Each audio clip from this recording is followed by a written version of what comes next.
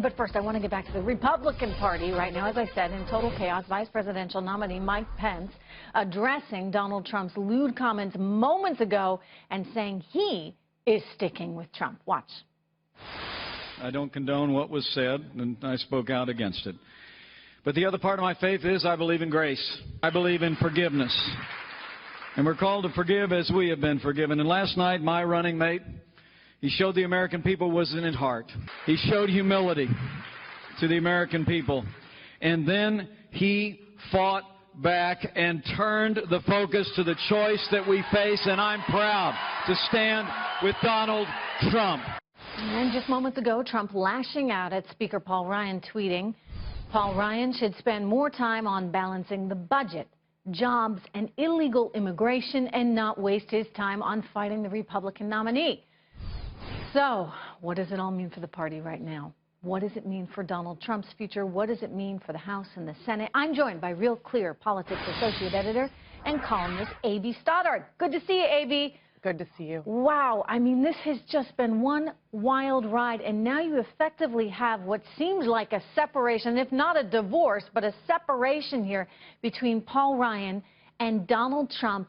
Will that cost Trump?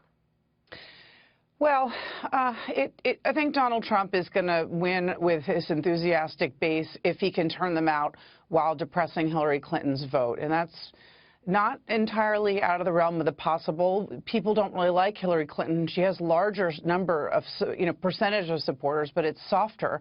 Donald Trump's is very enthusiastic. And so this is the jam that Republican leaders are in. They really can't unendorse. You don't see Paul Ryan, the speaker, unendorsing Donald Trump and officially sort of rejecting him because they need Trump voters. And those Trump voters are going to come out, and they hope they'll vote for House and Senate Republicans on November 8th. But they, at the same time, they can't stand by what he said. In the video that we saw Friday, he was not humble, regretful, and ashamed last night. He called it locker room talk, which they don't believe it is. And furthermore, they're terrified of another tape or audio coming out. And so they're in this bad position where they can't love him and they can't leave him. Yeah, there have been some rumors about that at this point, still just rumors, although Dr. Ben Carson was on with Neil last night saying that he thought something would come forward, that basically it was inevitable that something would come forward, that the Democrats would pull that. So you think that this is one of the reasons why Republicans are saying to themselves, okay, I need to get out in front of this because I want to be on the right side of history, and they don't think that Donald Trump is going to get enough support in the way of voters to actually get himself to the Oval Office? Right. I mean, when we look at the polls, which is all we've ever done until this election, right? And unless we decide that polls are not effective and not good indicators of who's going to win on Election Day, we have to look at the fact that he had a lead in 3 weeks ago over Hillary Clinton, and he's lost that lead. And now it's plunging, and especially in the battleground states, she's fought to come back. And her non-white voter share after that first debate and his subsequent funny tweets about watching sex tapes and, deciding that people who'd been exonerated in crimes were guilty, and then obviously this tape. Her non-white vote share, combined with her white college-educated voter share, sort of women in the suburbs who voted for Romney, has pushed her over the top, and that is worrying Republicans that it's going to wash them out down ballot. And so, like I said, they don't know really how to, they don't want to reject him completely, but they don't want to answer questions from independent voters when they're at town halls back home over the next 4 weeks about whether or not his language was predatory and it disqualifies him from the office of the president. You think about like Kelly Ayotte, for example, who's facing quite a battle in New Hampshire for the Senate race against Maggie Hassan.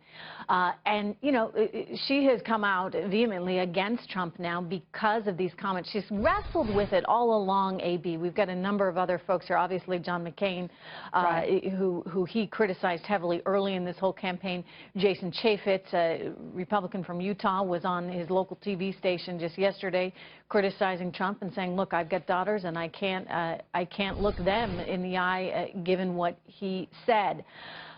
But at the same time, all of these folks, in order to get elected, much of the Republican base is still with Trump. So how do you thread this needle where you're trying to bring in the independents, but you still need the folks that are part of the base?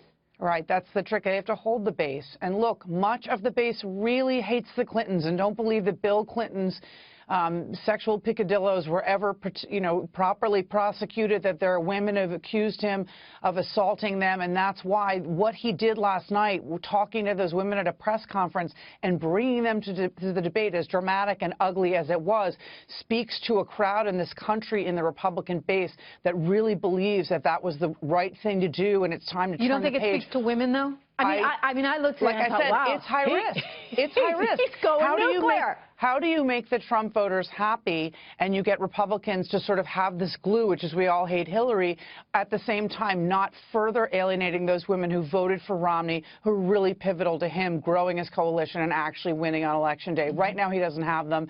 I think last night was high risk, and we'll see in the polls in a few days if he grew his vote. I think he solidified his vote. I don't know that he grew it, though. Well, all right. Well, we shall see. He certainly had a better performance last night, so that may help him. A.B., good to see you. Thanks so much. Thank you.